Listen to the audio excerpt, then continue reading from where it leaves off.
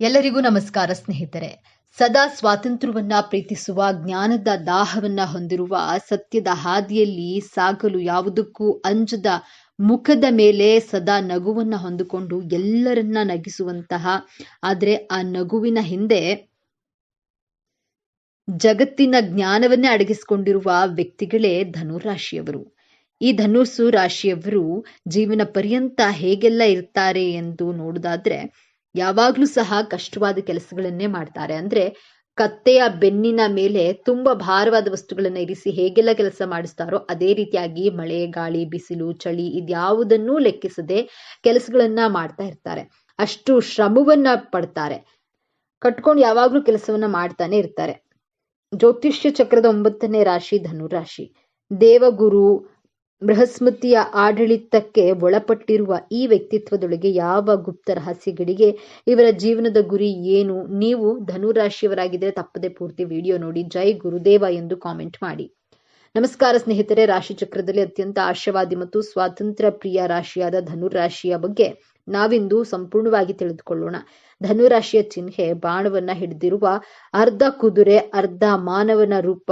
ಇದು ಕೇವಲ ಒಂದು ಚಿಹ್ನೆಯಲ್ಲ, ಧನುರಾಶಿಯವರ ವ್ಯಕ್ತಿತ್ವದ ಸಂಪೂರ್ಣ ಪ್ರತಿಬಿಂಬ.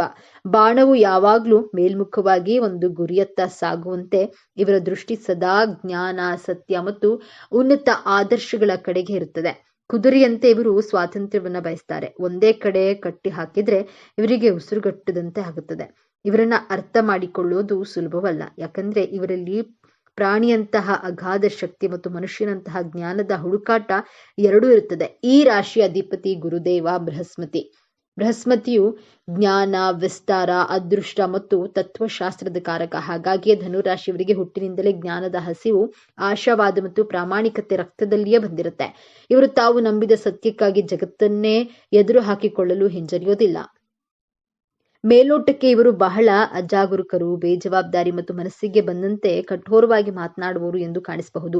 ಇವರ ನೇರ ನುಡಿ ಕೆಲವು ಬಾರಿ ಇತರರಿಗೆ ನೋವನ್ನು ಉಂಟು ಮಾಡಬಹುದು. ಆದ್ರೆ ಅದು ಅವರ ದುರಹಂಕಾರವಲ್ಲ, ಅದು ಅವರ ಸ್ವಭಾವ. ಸಾಮಾನ್ಯವಾಗಿ ಎಲ್ಲರೂ ಅಂದುಕೊಳ್ಳುವುದು ಧನುರಾಶಿಯವರಿಗೆ ಯಾವುದೇ ಜವಾಬ್ದಾರಿ ಇಲ್ಲ. ಅವರು ಕೇವಲ ಮೋಜು ಮಸ್ತಿ ಮತ್ತು ತಿರುಗಾಟದಲ್ಲಿ ಜೀವನ ಕಳೆಯುತ್ತಾರೆ. ಅವರಿಗೆ ಭಾವನೆಗಳಿಗೆ ಬೆಲೆ ಇಲ್ಲ ಎಂದು. ಆದ್ರೆ ಇಲ್ಲಿದೆ ನೋಡಿ ಮೊದಲ ತಿರುವು. ಧನುರಾಶಿಯವರು ಅತ್ಯಂತ ಆಳವಾದ ಚಿಂತಕರು ಮತ್ತು ತತ್ವಜ್ಞಾನಿಗಳು. ಹೌದು, ನೀವು ಕೇಳಿದ್ದು ಸರಿ. ತಮ್ಮ ನಗುವಿನ ಮತ್ತು ನಿರಾಳತೆಯ ಮುಖವಾಡದ ಹಿಂದೆ ಅವರು ಜೀವನದ ಅರ್ಥವನ್ನ ಹುಡುಕುವ ಒಬ್ಬ ಗಂಭೀರ ಪ್ರಯಾಣಿಕನನ್ನ ಬಚ್ಚಿಟ್ಟಿರ್ತಾರೆ. ಇವರ ಹಾಸ್ಯದ ಹಿಂದೆ ಸಮಾಜದ ಹುಡುಕಾಟಗಳನ್ನ ತೋರಿಸುವ ತೀಕ್ಷ್ಣತೆ ಇರುತ್ತದೆ. ಇವರು ಯಾರನ್ನಾದ್ರೂ ಅರ್ಥ ಮಾಡಿಕೊಂಡು ಇವರ ಜ್ಞಾನದ ಹಸಿವಿಗೆ ಜೊತೆಯಾದ್ರೆ ಸಾಕು, ಇಡೀ ಜ್ಞಾನ ಭಂಡಾರವನ್ನೇ ಅವರ ಮುಂದೆ ತೆರೆದಿಟ್ಟಿರ್ತಾರೆ. ಆದ್ರೆ ಯಾರಾದ್ರೂ ಇವರ ಸ್ವಾತಂತ್ರ್ಯಕ್ಕೆ ಧಕ್ಕೆ ತಂದ್ರೆ ಅಥವಾ ಇವರನ್ನ ಕಟ್ಟಿ ಹಾಕಲು ಪ್ರಯತ್ನಿಸಿದ್ರೆ ಕ್ಷಣವೂ ಯೋಚಿಸದೆ ಆ ಸಂಬಂಧದಿಂದ ದೂರ ಓಡಿ ಹೋಗ್ತಾರೆ. ಧನುರಾಶಿಯವರು ಅತ್ಯಂತ ಸ್ನೇಹಿತರು. ಇವರ ಜೊತೆಗಿದ್ದರೆ ಸಮಯ ಕಳೆದು ಹೋಗೋದಿಲ್ಲ. ತಮ್ಮ ಹಾಸ್ಯ ಜ್ಞಾನ ಮತ್ತು ಹಾಸ್ಯ ಪ್ರವೃತ್ತಿಯಿಂದ ಎಲ್ಲರನ್ನ ಹುರಿದುಂಬಿಸ್ತಾರೆ. ಸ್ನೇಹಿತರ ಕಷ್ಟದ ಸಮಯದಲ್ಲಿ ಸರಿಯಾದ ಸಲಹೆ ನೀಡುವ ಮೂಲಕ ಗುರುವಿನಂತೆ ಗುರಿ ತೋರಿಸ್ತಾರೆ. ಆದ್ರೆ ಸ್ನೇಹದಲ್ಲಿ ಸುಳ್ಳು ಮತ್ತು ನಾಟಕೀಯತೆಯನ್ನ ಇವರು ಸಹಿಸೋದಿಲ್ಲ. ಪ್ರೀತಿಯನ್ನ ತೋರಿಸುವ ವಿಚಾರದಲ್ಲಿ ಇವರು ವಿಭಿನ್ನ. ದುಬಾರಿ ಉಡುಗೊರೆಗಳಿಗಿಂತ ತಮ್ಮ ಸಂಗಾತಿಯೊಂದಿಗೆ ಒಂದು ಹೊಸ ಜಾಗಕ್ಕೆ ಪ್ರವಾಸ ಹೋಗಲು ಅಥವಾ ಹೊಸ ಅನುಭವಗಳನ್ನ ಪಡೆಯಲು ಇಷ್ಟಪಡ್ತಾರೆ. ಪ್ರೀತಿ ಅಂದ್ರೆ ಇವರಿಗೆ ಒಂದು ಅದ್ಭುತ. ಸಂಗಾತಿಗೆ ಸಂಪೂರ್ಣ ಸ್ವಾತಂತ್ರ್ಯವನ್ನ ನೀಡ್ತಾರೆ ಮತ್ತು ತಮ್ಮ ಸ್ವಾತಂತ್ರ್ಯವನ್ನ ಬಯಸ್ತಾರೆ. ವೃತ್ತಿ ಜೀವನಕ್ಕೆ ಬಂದ್ರೆ ಧನುರಾಶಿಯವರು ಹುಟ್ಟು ಜ್ಞಾನಿಗಳು. ಇವರಿಗೆ ಕಚೇರಿಯ ಕೆಲಸಗಳು ಸೂಕ್ತವಲ್ಲ. ಶಿಕ್ಷಕ, ಪ್ರೊಫೆಸರ್, ಲೇಖಕ, ಪ್ರವಾಸಿ ಮಾರ್ಗದರ್ಶಿ, ವಕೀಲ, ನ್ಯಾಯಾಧೀಶ, ತತ್ವಜ್ಞಾನಿ ಮತ್ತು ಸ್ವಂತ ಉದ್ಯಮದಲ್ಲಿ ಇವರು ಹೆಚ್ಚು ಯಶಸ್ಸನ್ನ ಸಾಧಿಸ್ತಾರೆ. ಜನರಿಗೆ ತಮ್ಮ ಜ್ಞಾನ ಮತ್ತು ಅನುಭವದಿಂದ ಸ್ಫೂರ್ತಿ ನೀಡುವುದು ಇವರ ಗುರಿ. ಹಣಕಾಸಿನ ವಿಚಾರದಲ್ಲಿ ಇವರು ಇಂದಿಗಾಗಿ ಬದುಕು ಎಂಬ ತತ್ವವನ್ನ ಪಾಲಿಸ್ತಾರೆ. ಹಣವನ್ನ ಐಷಾರಾಮಿ ವಸ್ತುಗಳಿಗಿಂತ ಹೆಚ್ಚಾಗಿ ಪ್ರಯಾಣ, ಪುಸ್ತಕಗಳು ಮತ್ತು ಹೊಸ ಅನುಭವಗಳಿಗಾಗಿ ಖರ್ಚು ಮಾಡ್ತಾರೆ. ಇವರಿಗೆ ಹಣಕ್ಕಿಂತ ಜ್ಞಾನ ಮತ್ತು ಅನುಭವವೇ ದೊಡ್ಡ ಸಂಪತ್ತು. ಗುರುಬಲದಿಂದ ಇವರಿಗೆ ಹಣದ ಅರಿವು ಚೆನ್ನಾಗಿರುತ್ತದೆ. ಆದ್ರೆ ಉಳಿತಾಯ ಮಾಡುವುದು ಸ್ವಲ್ಪ ಕಷ್ಟದ ಕೆಲಸ. ಆದ್ರೆ ಇಲ್ಲಿದೆ ನೋಡಿ ಎರಡನೇ ತಿರುವು. ಇವರ ಸ್ವಾತಂತ್ರ್ಯವೇ ಜೀವನ ಎಂಬ ಭಾವನೆ ಮತ್ತು ಬದ್ಧತೆಗೆ ಇವರು ಭಯ. ಕೆಲವೊಮ್ಮೆ ಸಂಬಂಧದಲ್ಲಿ ಬಿರುಕು ಮೂಡಿಸಬಹುದು. ಇವರು ಸಂಗಾತಿಗೆ ಹತ್ತಿರವಾಗ್ತಾ ಇದ್ದಂತೆ ತಮ್ಮ ಸ್ವಾತಂತ್ರ್ಯವನ್ನ ಕಳೆದುಕೊಳ್ತೇನೆ ಎನ್ನುವ ಭಯ ಇವರನ್ನ ಕಾಡುತ್ತೆ. ಇವರ ಕಠೋರವಾದ ನೇರ ಮಾತುಗಳು ಸಂಗಾತಿಯ ಮನಸ್ಸಿಗೆ ಆಳವಾದ ಗಾಯವನ್ನು ಉಂಟು ಮಾಡಬಹುದು. ಸಂಗಾತಿಗೆ ಪ್ರೀತಿ ಮತ್ತು ಭದ್ರತೆಯ ಭರವಸೆ ನೀಡೋದನ್ನ ಕಲಿತ್ರೆ ಮತ್ತು ಮಾತಿನಲ್ಲಿ ಸ್ವಲ್ಪ ಮೃದುತ್ವವನ್ನ ಬೆಳೆಸಿಕೊಂಡ್ರೆ ಇವರ ಪ್ರೇಮ ಜೀವನ ಒಂದು ಸುಂದರ ಸಾಹಸಮಯ ಪಯಣವಾಗುತ್ತೆ. ಧನುರಾಶಿಯವರಿಗೆ ದೌರ್ಬಲ್ಯಗಳೇ ಇರೋದಿಲ್ವೇ ಎಂದು ನೋಡೋದಾದ್ರೆ ಖಂಡಿತ ಇವೆ. ವಾಸ್ತವವಾಗಿ ಇವರ ದೊಡ್ಡ ಶಕ್ತಿಯೇ ಕೆಲವೊಮ್ಮೆ ಇವರ ದೊಡ್ಡ ದೌರ್ಬಲ್ಯವಾಗುತ್ತೆ. ಸತ್ಯವನ್ನ ಹೇಳುವ ಬರದಲ್ಲಿ ಸಂದರ್ಭವನ್ನ ನೋಡದೆ ಮಾತನಾಡಿ ಸಂಬಂಧಗಳನ್ನ ಹಾಳು ಮಾಡ್ಕೊಂಡಿರ್ತಾರೆ. ಅತಿಯಾದ ಆಶಾವಾದದಿಂದ ನಾಡಿನ ಬಗ್ಗೆ ಯೋಚಿಸದೆ ಕೈಯಲ್ಲಿರುವ ಕೆಲಸವನ್ನ ಪೂರ್ಣಗೊಳಿಸದೆ ಮುಂದೆ ಸಾಗುತ್ತಾರೆ. ಜವಾಬ್ದಾರಿಗಳು ಮತ್ತು ಸಂಬಂಧಗಳು ತಮ್ಮನ್ನ ಕಟ್ಟಿ ಹಾಕುತ್ತವೆ ಎಂಬ ಭಯದಿಂದ ಒಳ್ಳೆಯ ಅವಕಾಶಗಳಿಂದ ದೂರ ಸರಿಯುತ್ತಾರೆ. ಇವರಿಗೆ ಎಲ್ಲವೂ ವೇಗವಾಗಿ ನಡೆಯಬೇಕು. ನಿಧಾನಗತಿಯನ್ನ ಇವರು ಸಹಿಸೋದಿಲ್ಲ. ಧನುರಾಶಿಯವರು ಸಾಮಾನ್ಯವಾಗಿ ಉತ್ತಮ ಆರೋಗ್ಯವನ್ನ ಹೊಂದಿರ್ತಾರೆ. ಬೃಹಸ್ಪತಿಯ ಅನುಗ್ರಹದಿಂದ ಇವರು ಶಕ್ತಿಯುತರಾಗಿರ್ತಾರೆ. ಇವರಿಗೆ ಮುಖ್ಯವಾಗಿ ಕಾಡುವ ಸಮಸ್ಯೆಗಳು ತೊಡೆ, ಸೊಂಟ ಮತ್ತು ನರಮಂಡಲಕ್ಕೆ ಸಂಬಂಧಿಸಿದ್ದು. ಅತಿಯಾದ ಓಡಾಟ ಮತ್ತು ಸಾಹಸ ಪ್ರವೃತ್ತಿಯಿಂದ ಈ ಭಾಗಗಳಲ್ಲಿ ಗಾಯಗಳಾಗುವ ಸಾಧ್ಯತೆ ಇರುತ್ತೆ. ಯಕೃತ್ ಕೂಡ ಇವರು ಸೂಕ್ಷ್ಮ ಅಂಗ ಮತ್ತು ನಿಯಮಿತ ವ್ಯಾಯಾಮ ಇವರಿಗೆ ಅತ್ಯಗತ್ಯ. ಬನ್ನಿ ಈಗ ಧನುರಾಶಿಯವರ ಜೀವನದ ಅತ್ಯಂತ ದೊಡ್ಡ ತಿರುವಿನ ಬಗ್ಗೆ ಮಾತನಾಡೋಣ. ಬೃಹಸ್ಪತಿಯ ಆಳ್ವಿಕೆಯಲ್ಲಿರುವ ಇವರು ಜ್ಞಾನವನ್ನ ಅರಸುತ್ತಾ ಸತ್ಯವನ್ನ ಹುಡುಕುತ್ತಾ ಜಗತ್ತನ್ನೇ ಸುತ್ತಾಡಲು ಬಯಸ್ತಾರೆ. ಆದರೆ ಜೀವನವು ಇವರಿಗೆ ಒಂದು ಪ್ರಮುಖ ಪಾಠವನ್ನ ಕಲಿಸಲು ಬಯಸುತ್ತದೆ. ಅದುವೇ ಗುರಿ. ಇವರ ಜೀವನದಲ್ಲಿ ದೊಡ್ಡ ಸವಾಲೇ ತಮ್ಮ ಅಪಾರವಾದ ಶಕ್ತಿ ಮತ್ತು ಜ್ಞಾನವನ್ನ ಒಂದು ನಿರ್ದಿಷ್ಟ ಗುರಿಯೆಡೆಗೆ ಕೇಂದ್ರೀಕರಿಸೋದು. ಇವರ ಜೀವನದ ಹೋರಾಟವೆಂದ್ರೆ ಕೇವಲ ಅಲೆಮಾರಿಯಾಗಿ ಉಳಿಯೋದಲ್ಲ, ಬದಲಾಗಿ ಒಬ್ಬ ಮಾರ್ಗದರ್ಶಕನಾಗೋದು. ಬಾಣವನ್ನ ಬಿಲ್ಲಿನಲ್ಲಿ ಹಿಡಿದುಕೊಂಡು ಅತ್ತಿತ್ತ ನೋಡುತ್ತಾ ನಿಂತರೆ ಪ್ರಯೋಜನವಿಲ್ಲ, ಅದನ್ನ ಒಂದು ಗುರಿಯತ್ತ ಹೊಡೆಯಬೇಕು. ಯಾವಾಗ ಇವರು ತಮ್ಮ ಸ್ವಾತಂತ್ರ್ಯವನ್ನ ಜವಾಬ್ದಾರಿಯೊಂದಿಗೆ ಸಮತೋಲನಗೊಳಿಸಲು ಕಲಿಯುತ್ತಾರೋ, ಯಾವಾಗ ತಾವು ಕಲಿತ ಜ್ಞಾನವನ್ನ ಜಗತ್ತಿನ ಒಳಿತಿಗಾಗಿ ಒಂದು ನಿರ್ದಿಷ್ಟ ದಾರಿಯಲ್ಲಿ ಬಳಸ್ತಾರೋ, ಅವಾಗ್ಲೇ ಇವರ ನಿಜವಾದ ಯಶಸ್ಸಿನ ಪಯಣ ಪ್ರಾರಂಭವಾಗುತ್ತೆ. ನಿಜವಾದ ಸ್ವಾತಂತ್ರ್ಯ ಅಂದ್ರೆ ಎಲ್ಲರಿಂದ ದೂರ ಓಡೋದಲ್ಲ, ಜವಾಬ್ದಾರಿಯನ್ನು ಅರಿತು ಜ್ಞಾನದ ಬೆಳಕಿನಲ್ಲಿ ಸರಿಯಾದ ದಾರಿಯನ್ನ ಆರಿಸಿಕೊಳ್ಳುವುದು ಎಂಬುದನ್ನ ಅರಿತಾಗ ಇವರು ಜಗತ್ತಿಗೆ ಗುರುವಾಗುವ ಸಾಮರ್ಥ್ಯವನ್ನ ಪಡೆಯುತ್ತಾರೆ. ಧನುರಾಶಿಯವರು ತಮ್ಮ ಜೀವನವನ್ನ ಇನ್ನಷ್ಟು ಉತ್ತಮಪಡಿಸಿಕೊಳ್ಳಲು ಕೆಲವು ಸಲಹೆಗಳು ಹೀಗಿವೆ. ಮಾತನಾಡುವ ಮುನ್ನ ಯೋಚಿಸಿ. ನಿಮ್ಮ ಸತ್ಯವು ಬೇರೆಯವರಿಗೆ ನೋವನ್ನುಂಟು ಮಾಡದಂತೆ ಮೃದುವಾಗಿ ಹೇಳೋದನ್ನ ಕಲಿಯಿರಿ. ಪ್ರಾರಂಭಿಸಿದ್ದನ್ನ ಪೂರ್ಣಗೊಳಿಸಿ. ಒಂದೇ ಸಮಯದಲ್ಲಿ 10 ಕೆಲಸಗಳನ್ನ ಕೈಗೆತ್ತಿಕೊಳ್ಳುವ ಬದಲು ಒಂದೊಂದಾಗಿ ಪೂರ್ಣಗೊಳಿಸಿ. ಗುರುವನ್ನ ಆರಾಧಿಸಿ. ಪ್ರತಿದಿನ ಗುರುವನ್ನ, ಹಿರಿಯರನ್ನ ಮತ್ತು ಶಿಕ್ಷಕರನ್ನ ಗೌರವಿಸೋದ್ರಿಂದ ಹಾಗೂ ಓಂ ಬೃಹಸ್ಪತಿಯೇ ಮಂತ್ರವನ್ನ ಪಠಿಸೋದ್ರಿಂದ ಮನಸ್ಸಿಗೆ ಸ್ಥಿರತೆ ಮತ್ತು ಜೀವನದಲ್ಲಿ ಸ್ಪಷ್ಟತೆ ಸಿಗುತ್ತೆ. ಹಾಗಾದ್ರೆ ಧನುರಾಶಿ ಅಂದ್ರೆ ಕೇವಲ ತಿರುಗಾಟ, ಬೇಜವಾಬ್ದಾರಿ ಅಲ್ಲ. ಅವರೊಳಗೆ ಒಬ್ಬ ಮಹಾನ್ ತತ್ವಜ್ಞಾನಿ ಇದ್ದಾನೆ. ಸತ್ಯಕ್ಕಾಗಿ ಹೋರಾಡುವ ಗುಣವಿದೆ. ಇತರರಿಗೆ ಸ್ಫೂರ್ತಿ ನೀಡುವ ಅದ್ಭುತ ಶಕ್ತಿ ಇದೆ ಮತ್ತು ಎಲ್ಲದಕ್ಕಿಂತ ಹೆಚ್ಚಾಗಿ ಜ್ಞಾನದ ಬೆಳಕನ್ನ ಜಗತ್ತಿಗೆ ಹಂಚುವ ಸಾಮರ್ಥ್ಯವಿದೆ. ಮೇಲೋಟಕ್ಕೆ ದಿಕ್ಕು ತಿಳಿಯದೆ ಪ್ರಯಾಣಿಕನಂತೆ ಕಂಡರೂ ಅವರು ತಮ್ಮದೇ ಆದ ಗುರಿಯನ್ನ ಹುಡುಕುತ್ತಿರುವ ಜ್ಞಾನದ ಬಾನ.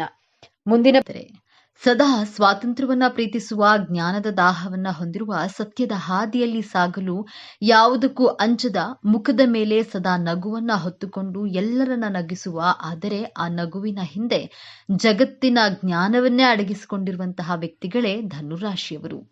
ಧನುರಾಶಿಯ ಬಂಧುಗಳೇ, ನೀವು ಈಗ ನೋಡುತ್ತಿರುವ ಈ ವಿಡಿಯೋ ಆಕಸ್ಮಿಕವಾಗಿ ನಿಮ್ಮ ಮುಂದೆ ಬಂದಿಲ್ಲ. ನಿಮ್ಮ ಜೀವನದ ಅತ್ಯಂತ ನಿರ್ಣಾಯಕ ಘಟ್ಟದಲ್ಲಿ ನಿಂತಿರುವ ನಿಮಗೆ ನಿಮ್ಮ ಇಷ್ಟ ದೇವರು ಅಥವಾ ನಿಮ್ಮ ಗುರುದೇವರು ಒಂದು ಪ್ರಮುಖ ಸಂದೇಶವನ್ನ ನೀಡಲು ಬಯಸುತ್ತಿದ್ದಾರೆ. ಇಷ್ಟು ದಿನ ನೀವು ಅನುಭವಿಸಿದ ನೋವು, ಅವಮಾನ, ಕಷ್ಟಗಳಿಗೆ ಪ್ರತಿಫಲ ಸಿಗುವ ಸಮಯ ಬಂದಿದೆ.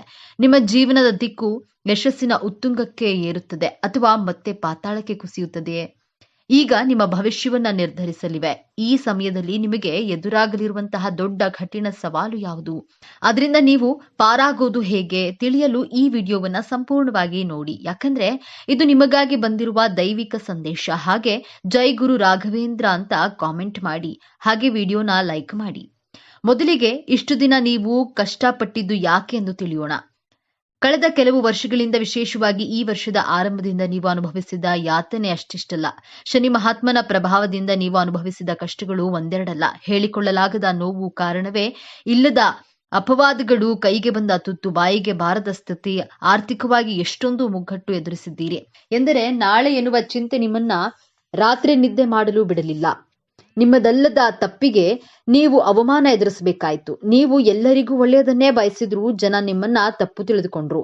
ನೀವು ಪ್ರಾಣಕ್ಕಿಂತ ಹೆಚ್ಚಾಗಿ ನಂಬಿದವರೇ ನಿಮಗೆ ಬೆನ್ನಿಗೆ ಚೂರಿ ಹಾಕಿದ್ರು. ಇದಕ್ಕೆಲ್ಲ ಕಾರಣ ಏನು?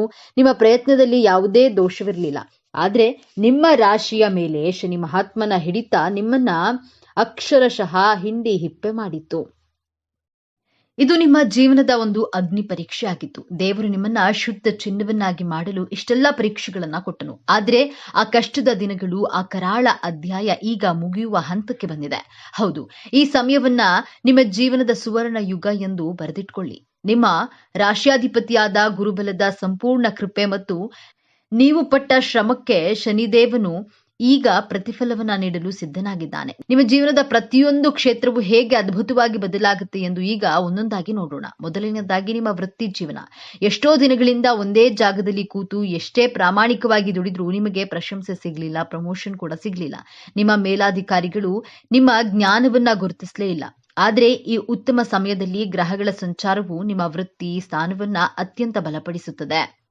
ಯಾರು ನಿಮ್ಮನ್ನ ತುಳಿಯಲು ಪ್ರಯತ್ನಿಸ್ತಿದ್ರೋ ಅವರೇ ನಿಮ್ಮ ಸಲಹೆ ಕೇಳಿ ಬರುವಂತಹ ಸಮಯವಿದು. ಅನಿರೀಕ್ಷಿತವಾಗಿ ಒಂದು ದೊಡ್ಡ ಜವಾಬ್ದಾರಿ ಅಥವಾ ನೀವು ವರ್ಷಗಳಿಂದ ಕಾಯುತ್ತಿದ್ದ ಹಣ ನಿಮ್ಮ ಕೈ ಸೇರಲಿದೆ. ಇನ್ನ ಉದ್ಯೋಗ ಬದಲಾವಣೆ ಮಾಡಬೇಕು ಎಂದುಕೊಂಡವರಿಗೆ ಈವರೆಗೆ ಕೆಲಸ ಬಿಡಬೇಕು ಬೇಡವಾ ಎಂಬ ಮಹಾಗೊಂದಲದಲ್ಲಿ ಇದ್ದ ನಿಮಗೆ ಈ ಸಮಯ ಅತ್ಯಂತ ಶುಭ ಸಮಯ.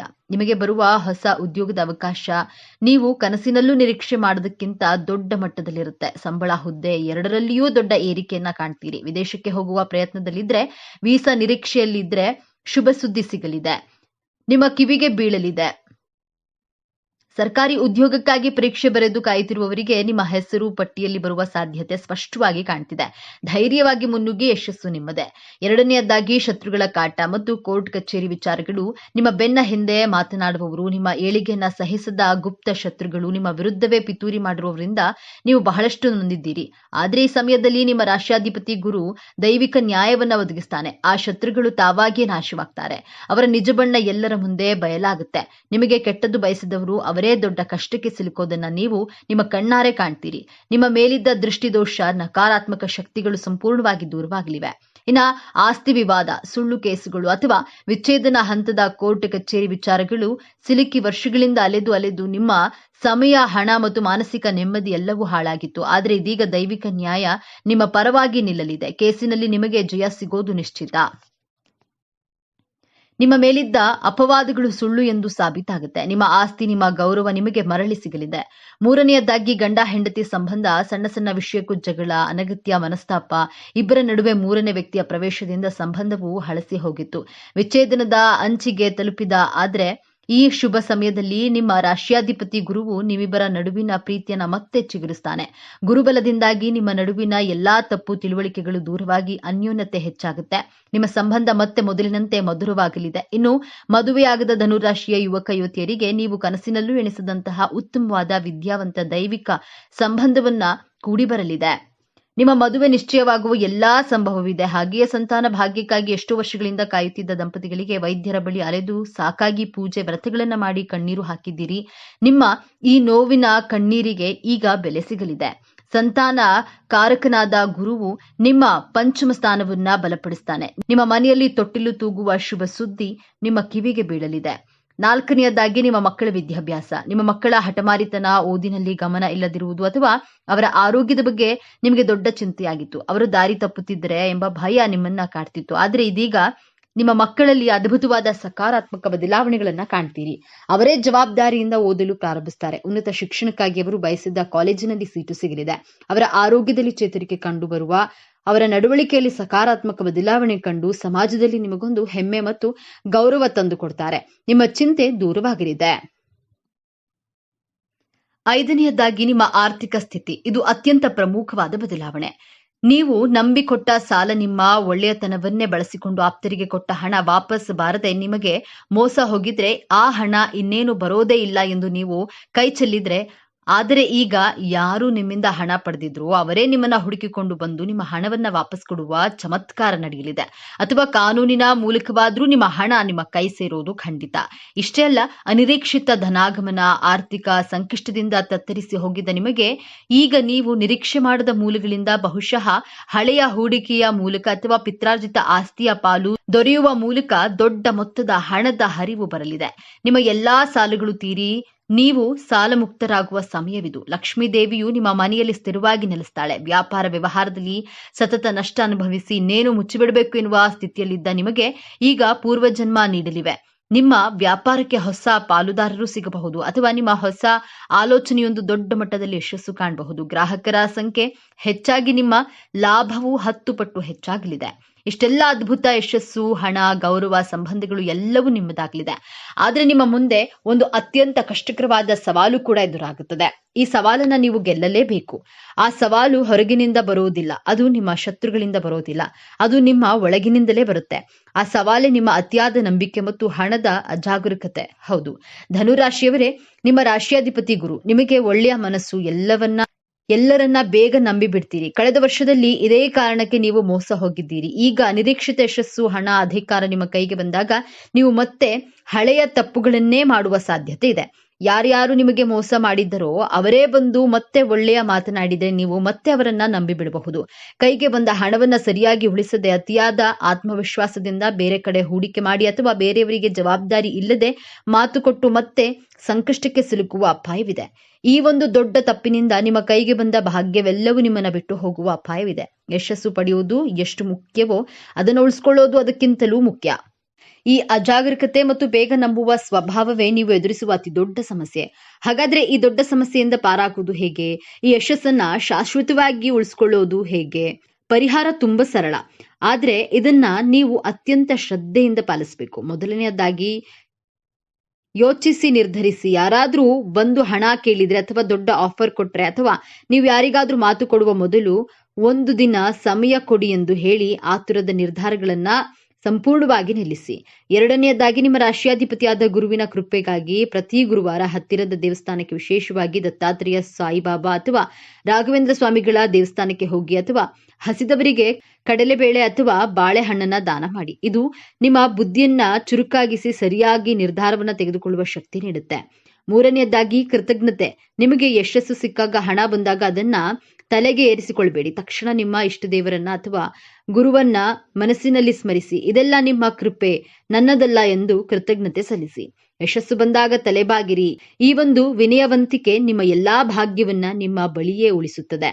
ಧನುರಾಶಿಯವರು, ನಿಮ್ಮ ಜೀವನವನ್ನ ಸಂಪೂರ್ಣವಾಗಿ ಬದಲಾಯಿಸುವ ಶಕ್ತಿ ಈಗ ನಿಮ್ಮ ವಿಜಯದ ಆರಂಭವಾಗಲಿದೆ. ನೀವು ಅನುಭವಿಸಿದ ಪ್ರತಿಯೊಂದು ನೋವಿಗೂ ಈಗ ಪ್ರತಿಫಲ ಸಿಗಲಿದೆ. ನಿಮ್ಮ ಕಣ್ಣೀರು ಈಗ ಆನಂದ ಭಾಷ್ಪವಾಗಿ ಬದಲಾಗುವ ಸಮಯ ಬಂದಿದೆ. ನೆನಪಿಡಿ, ಈ ವಿಡಿಯೋ ನಿಮಗೆ ತಲುಪಿದ್ದು ಆಕಸ್ಮಿಕವಲ್ಲ. ಇದು ನಿಮ್ಮ ಇಷ್ಟ ದೇವರು ನಿಮಗೆ ನೀಡುತ್ತಿರುವ ಸ್ಪಷ್ಟ ಸಂದೇಶ. ಈ ಅದ್ಭುತ ಸಮಯವನ್ನ ಸದುಪಯೋಗಪಡಿಸಿಕೊಳ್ಳಿ. ನಿಮ್ಮ ಜೀವನದ ಹೊಸ ಅಧ್ಯಾಯಕ್ಕೆ ತಯಾರಾಗಿ.